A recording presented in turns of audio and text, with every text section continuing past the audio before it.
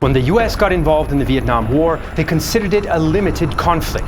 But the Second Indochina War that raged for 20 years was not limited for the Vietnamese.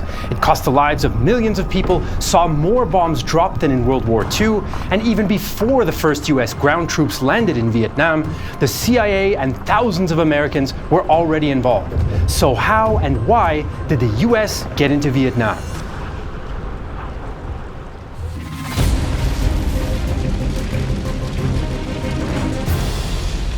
In 1954, the First Indochina War between French colonial forces and Ho Chi Minh's communist revolutionaries comes to an end after the French defeat at Dien Bien Phu. In the following Geneva Accords, the US, France, Britain, the Soviet Union, and China agreed to divide Vietnam into two temporary states along the 17th parallel: the Communist Democratic Republic of Vietnam in the north, led by Ho Chi Minh, and the non-communist state of Vietnam in the south, led by former Emperor Bao Dai. The country is supposed to be reunified after elections that are planned for 1956. The deal is less than Ho Chi Minh hoped for. He fought for a single, unified Vietnamese state, but his Chinese and Soviet supporters pressure him into accepting compromise, since they want to prevent further US intervention in Asia. For France, the deal lets them end an unpopular war and quietly leave the region. So the Geneva Accords serve the major powers, but don't solve the fundamental concerns of Vietnamese nationalists. Although the US takes an active role in the talks, it publicly downplays its involvement as a mere interested nation. Washington is concerned about concessions to the communists, and it had militarily supported France during the Indochina War. Although the US decided against armed intervention at Dien Bien Phu, CIA pilots did fly supplies into the besieged French base. But now, with the French on their way out, President Eisenhower increases support to the state of Vietnam, free from European colonial overtones. Despite the planned elections, though, the US starts a nation-building program in the South. Washington supports the South for one major reason: fear of communist expansion. For the US, Ho Chi Minh is a puppet of Soviet communism. If Vietnam falls, Laos, Cambodia, India, Burma, Thailand, and the rest of Southeast Asia, and maybe even Australia, could follow like tumbling dominoes. As French administrators leave, the US identifies Bao Dai's prime minister, Ngo Dinh Diem, as the most viable alternative to Ho Chi Minh. Although Diem lacks charisma, he's anti-French, a Catholic nationalist, and fervently anti-communist. The US hopes that under their guidance, he can introduce democratic reforms and stop communism's spread. But not all American decision-makers are enthusiastic for Diem or the state of Vietnam. General Matthew Ridgway, former US commander in Korea and World War II, strongly opposes the US commitment. He worries the US will become bogged down in another ideological struggle in Asia, which firepower alone will not solve. Diem's democratic credentials aren't very reassuring either. In October 1955, Diem removes Bao Dai in a referendum, creating the Republic of Vietnam in the south. He supposedly wins 98.91% of the vote, raising some eyebrows in Washington. But his recent ability to suppress communists, as well as criminal syndicates and militant religious sects, leads to US approval. Around the same time, military advisors arrive with CIA representatives in tow. The US now pours resources into South Vietnam. In the late 1950s, the US provides $250 million a year. That's around $2.75 billion today. But little goes to building South Vietnam's economic base. 80% goes to the military, especially the Army of the Republic of Vietnam, the ARVN. With these forces, Diem tightens his control. In 1956, he replaces traditional village chiefs with Saigon officials. Many village leaders are thought to harbor communist sympathies, but their removal leads to rural discontent. Re-education programs and slow land reform don't help matters. There's also a security clampdown. By 1958, Saigon has arrested 25,000 people and 90% of the Communist Party's most important members in the south. Diem's Decree 1059 outlaws most opposition and refuses to recognize communist resistance against the French. A Saigon newspaper carries his declaration. The Indo-Chinese Communist Party pursued communist objectives and sought to turn Vietnam into a colony and the Vietnamese into the slaves of red imperialism. They are communists, traitors, and agents of Russia and China. Diem's security forces, often minority Catholics, also target middle-class intellectuals and Buddhists, who they see as centers of political opposition. Diem makes it clear that he will not honor the 1956 unification referendum as promised by the Geneva Accords, because he claims that no free election can happen in the communist north. The US approves, but largely because they expect Ho Chi Minh to easily win. Instead, Eisenhower invites Diem to Washington to show support. Diem is an example for people everywhere who hate tyranny and love freedom. Meanwhile, in the north, frustration is building. Ho Chi Minh officially forbids southern communists from committing violence and instead concentrates on propaganda and building up the north. Estimates vary, but while enacting land reforms, northern government agents execute around 15,000 North Vietnamese as supposed evil landlords and subversive elements. Ho's commander-in-chief, General Pha Nguyen Gia, later admits the crimes. We made too many deviations and executed too many honest people. Worse still, torture came to be regarded as a normal practice during party reorganization. Ho now faces pressure to increase military activity in the south. Some southern communist groups are already ignoring his orders for non-violence, and military leaders are increasingly sidelining their own political leader. In 1959, the North officially supports a protracted armed struggle to overthrow the US Diem regime. They infiltrate thousands of fighters and weapons into the south via the Ho Chi Minh Trail in neighboring Laos and Cambodia. In 1960, Vietnamese nationalists formed the National Liberation Front. Initially a broad organization of communists and non-communists, it closely cooperates with the Communist People's Liberation Armed Forces. Collectively, they become known as the Viet Cong, a short form of the words Vietnamese Communist in Vietnamese. The name is used by Saigon newspapers to differentiate the southern insurgency groups from the northern Regular People's Army of Vietnam. But practically, the Northern Communist Party controls both organizations. Despite this, most of the NLF's members are native Southern Vietnamese re-infiltrated from the north.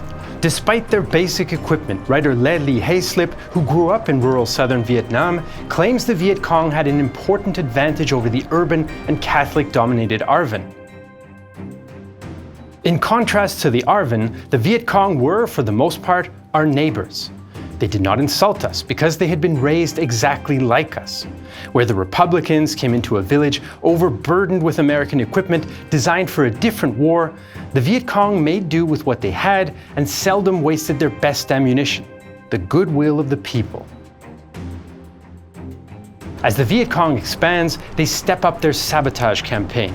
Edward Lansdale, a US intelligence officer and counterinsurgency pioneer, delivers a stark warning to Washington. ARVN in critical condition. Viet Cong have started to steal the country and expect to be done in 1961. Lansdale's solution is to provide more support to Diem. For others in the administration, faith in Diem is plummeting, but there's simply no one else to replace him.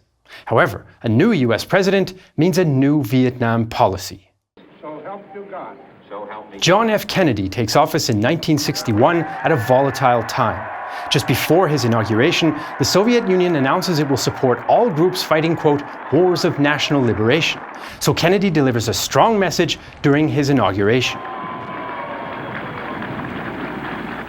Let every nation know, whether it wishes us well or ill, that we shall pay any price, bear any burden, meet any hardship, support any friend, oppose any foe, to assure the survival and the success of liberty. Kennedy develops a new flexible response doctrine where conventional and covert forces can be more widely used instead of just nuclear deterrence. His goal is not necessarily to defeat North Vietnam, but to ensure that South Vietnam can resist the growing insurgency and eventually take over its own security.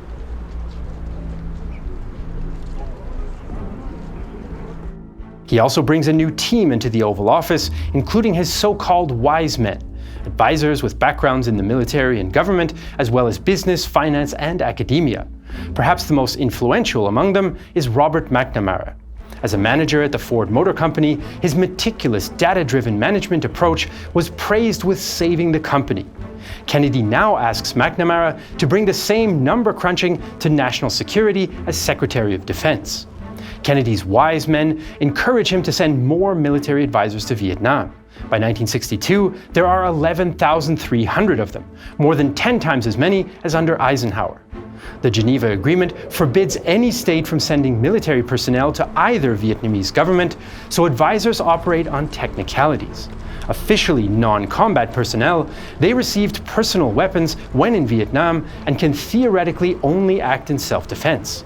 Some are training staff attached to the ARVN, others are special forces personnel that are technically civilian contractors. Throughout the 1960s, many also function as helicopter pilots ferrying ARVN troops. As their number grows, the US sets up camps and barracks across South Vietnam, especially helicopter bases. Although ARVN continues to do most of the fighting, often with surplus US World War II weapons, advisors join patrols and occasionally become casualties themselves. To manage this force, Kennedy establishes the Military Advisory Command Vietnam, or MACV. From 1962, MACV focuses on so-called strategic hamlets, specially fortified villages designed to keep out communist influence. The Americans entice locals into physically and ideologically secure villages with promises of material benefits and better services. By September 1962, 4.3 million villagers live in around 3,000 strategic hamlets. This, combined with counterinsurgency, covert patrols, and increased airstrikes against the Viet Cong, boost US optimism. But even with increased American firepower, the Viet Cong strike back. American helicopters become valuable targets, as US Lieutenant Colonel Archie Clapp recalls in 1962. The helicopter flight landed troops in their encircling positions. 8 of the 22 helicopters were hit at least once. Why, we wanted to know, were we subjected to this heavy opposition when we were landing on the heel of an airstrike? We concluded that it was not in spite of, but because of the airstrike. When the airstrike started, the VC grabbed their guns and headed out of town to the intended helicopter landing sites. In January 1963, the Viet Cong gained their most significant victory yet.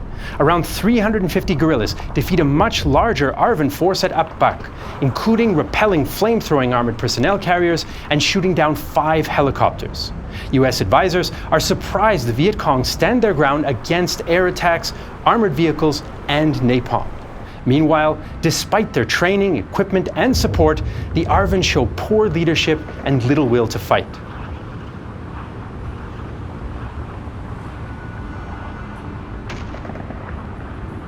There's more bad news for the US throughout 1963 as religious tensions spike in Saigon.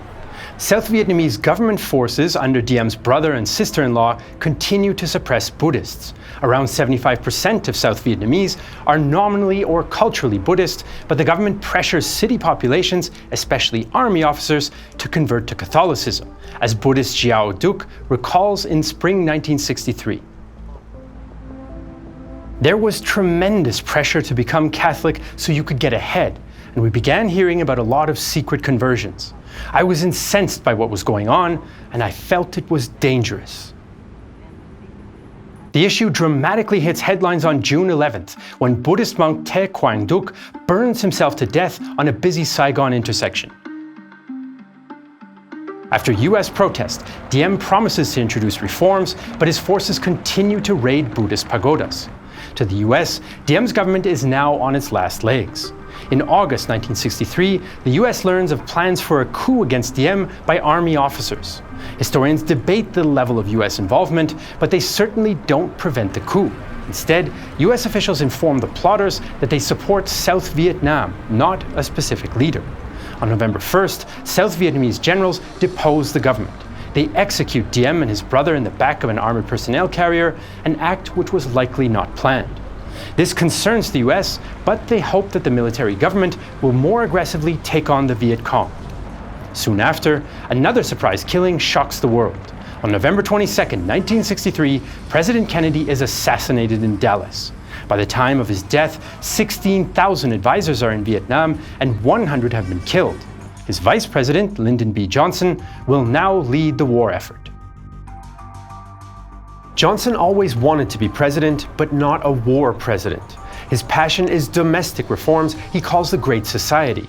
He sees Vietnam as a distraction in both time and resources from pressing issues at home. But 1964 is an election year, and Johnson's Republican rivals will take advantage of any apparent weakness against international communism. He later explains in his trademark colorful language. I knew that if we let communist aggression succeed in taking over South Vietnam, there would follow an endless national debate that would shatter my presidency. I knew that Harry Truman and Dean Acheson lost their effectiveness from the day that communists took over China. And I knew that all their problems taken together were chicken shit compared with what might happen if we lost Vietnam. So Johnson keeps Kennedy's advisors and largely follows their advice on Vietnam. Despite wanting to keep US involvement limited, he often agrees to their demands for further escalation. In December 1963, with the strategic Hamlet program crumbling under corruption and poor management, McNamara predicts a South Vietnamese collapse in just 2 to 3 months. Johnson considers airstrikes or ground troops, but wants to put off the decision until after the coming election. Instead, he sends more advisors along with a new commander, General William Westmoreland, who prefers firepower and active operations to pacification and civilian programs. US covert actions are not new. They've been happening across Vietnam since 1961. But the US always maintains plausible deniability, like using Taiwanese pilots to parachute South Vietnamese groups into the north. By 1964, one such operation is Operational Plan 34 Alpha, or Op Plan 34A, which consists of commando raids along the North Vietnamese coast. Although the personnel may be South Vietnamese, Thai, Laotian, or Taiwanese, the raids are planned by MACV's Studies and Observations Group. This is a benign, bureaucratic name for the US Special Forces and Covert Command.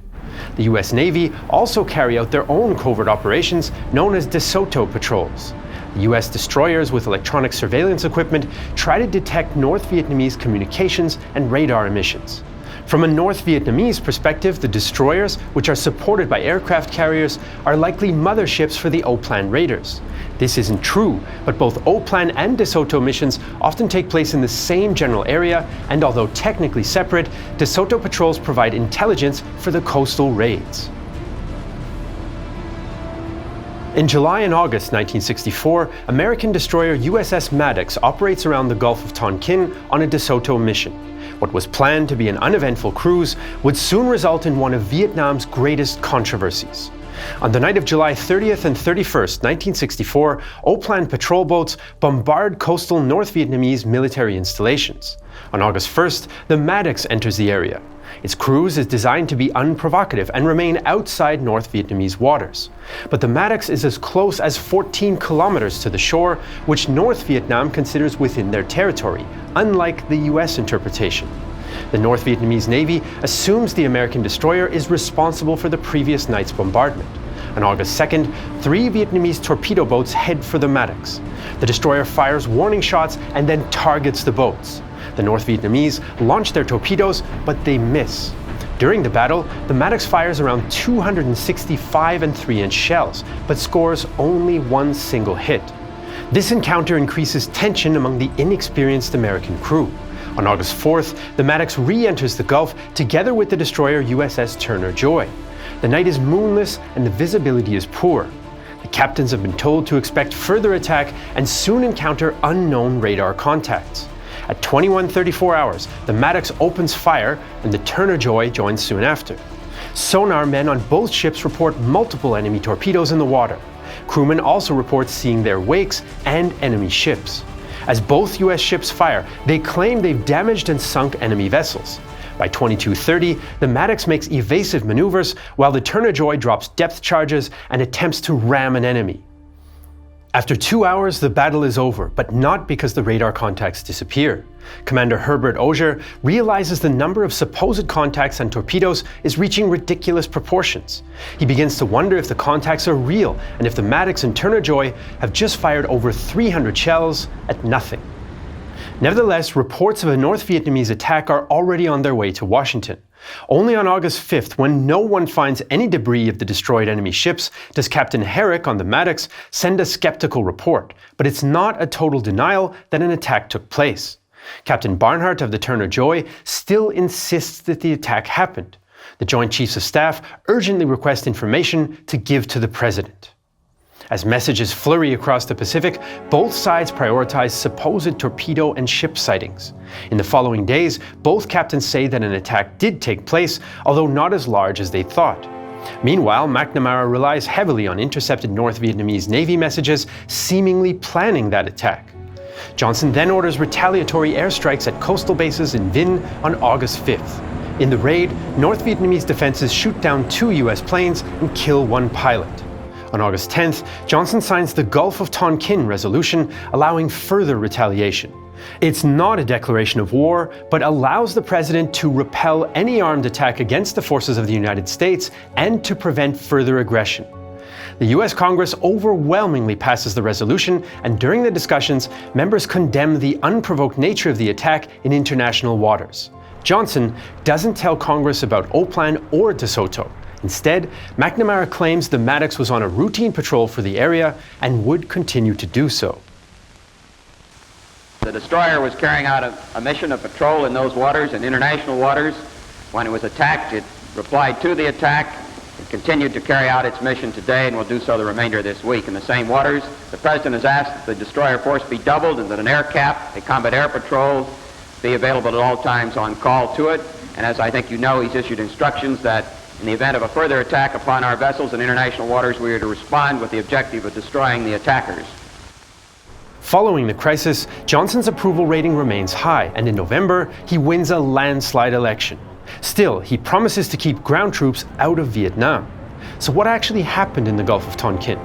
There was certainly an attack on August 2nd, since North Vietnam confirmed it, but there was no attack on August 4th. Instead, the incident was likely the result of radar anomalies caused by weather, crew stress, miscommunication, and poor visibility. According to the Maddox logs, they identified 25 probable torpedoes during the second incident. But the North Vietnamese Navy only has 12 torpedo boats, 3 of which were damaged after the first attack, and each boat only carries 2 torpedoes. The destroyer's own frequent change in direction probably sounded like multiple incoming torpedoes to Maddox's sonarmen. If an attack did take place, the North Vietnamese would likely confirm it for propaganda value, but they deny it ever happened. McNamara's intercepted messages are probably poorly translated and refer to the recovery of ships damaged on August 2nd. Some historians have suggested that the US deliberately faked the attack as a provocation for war. This issue is still debated, but most historians conclude it's unlikely. It is possible some evidence was misrepresented, and Johnson knew the full details of the second incident by the time he went to Congress, but he'd already made public declarations about the attack and his intention to respond, even if in a limited way. The determination of all Americans to carry out our full commitment to the people and to the government of South Vietnam will be redoubled by this outrage. Yet our response for the present will be limited and fitting. So Johnson has gotten a congressional resolution, but he's reluctant to use it. US planners draw up bombing lists for targets in North Vietnam, but they don't use them right away. Instead, US planes secretly bomb the Ho Chi Minh Trail in Laos. This changes in early 1965. On February 7th, Viet Cong troops attack American advisors at Camp Holloway, killing 8 Americans and destroying or damaging 25 aircraft. On February 10th, a northern bomb attack at yet another barracks kills 23 more, angering Johnson. "We have kept our gun over the mantle and our shells in the cupboard for a long time now. And what was the result? They're killing our boys while they sleep in the night." On February 24th, US aircraft attacked North Vietnamese targets between the 17th and 19th parallels. This soon develops into Operation Rolling Thunder, a sustained bombing campaign designed to boost South Vietnamese morale and pressure North Vietnam into abandoning the Viet Cong. But although the US effort is primarily from the air, they need regular ground troops to protect US air bases, like the one at Da Nang. On March 8, 1965, 2 Marine battalions land to provide security. Their presence only provokes more Viet Cong attacks. Bombing also does little to stop Viet Cong activities. North Vietnam increases infiltrations, and regular army troops occasionally cross the 17th parallel. The Soviet Union and China, who've mostly stayed out of the war, now send anti-aircraft weapons to the north. Meanwhile, the southern government remains in turmoil. Since Diem's death, there have been 5 governments of ineffective military leaders. U.S. Assistant Secretary of Defense William Bundy describes the latest ruling generals, Nguyen Van Thieu and Nguyen Cao Cuy, as absolutely the bottom of the barrel. Westmoreland also concludes the ARVN can't hold the line. If the goal is to save South Vietnam, more American troops are needed. By July, Westmoreland gets his boots on the ground. Johnson agrees to send 50,000 troops for offensive operations. So why did the US get further and further into the Vietnam conflict? The fear of communist expansion is perhaps the primary cause.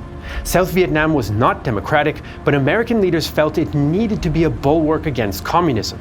This is made crystal clear in a secret US memorandum in 1965. US objective in South Vietnam is not to help friend, but to contain China.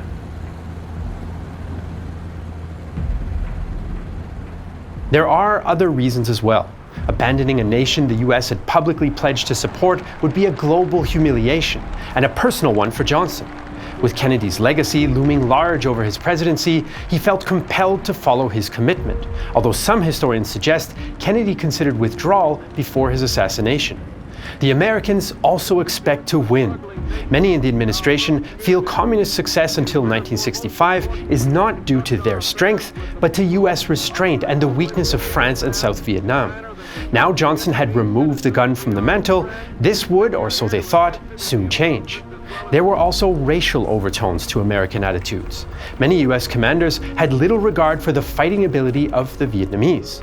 This was largely due to their disappointment with the ARVN, whose poor fighting quality some US commanders then expected from all Vietnamese. Meanwhile, Johnson's advisors, especially McNamara, placed great faith in the military superiority of US firepower and believed this power, combined with his analytical approach, could produce results with mathematical efficiency. There's little discussion about what to do if things go wrong. That is not to say that everyone in the administration is confident of success. Undersecretary of State George Ball consistently denies that victory is possible, while others understand the Viet Cong has a strength equal to, if not superior to, US firepower. In 1964, David Ness, the deputy chief of mission in Saigon, tells Washington, "The Viet Cong represents a grassroots movement which is disciplined, ideologically dedicated, easily identifiable with the desires of the peasantry, and, of course, ruthless." The American GIs arriving in Vietnam would soon find out just how ruthless the war would become.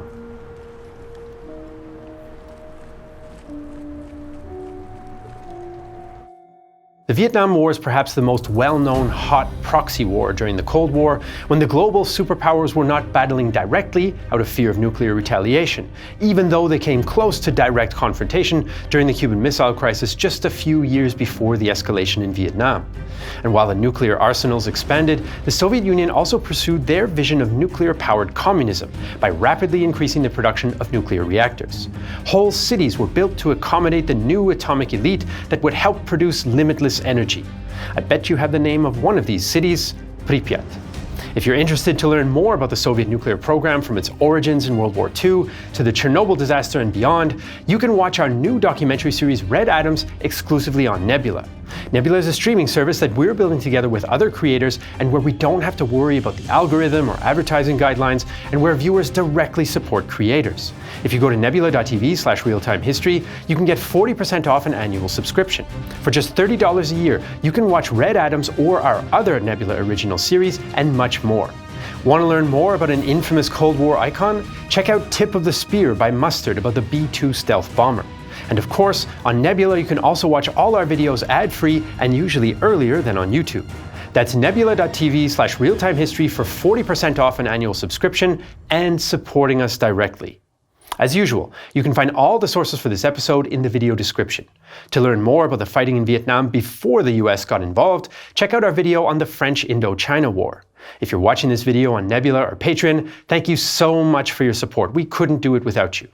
I'm Jesse Alexander, and this is Real-Time History, the only history channel that fires 300 shells at its own wake, just in case.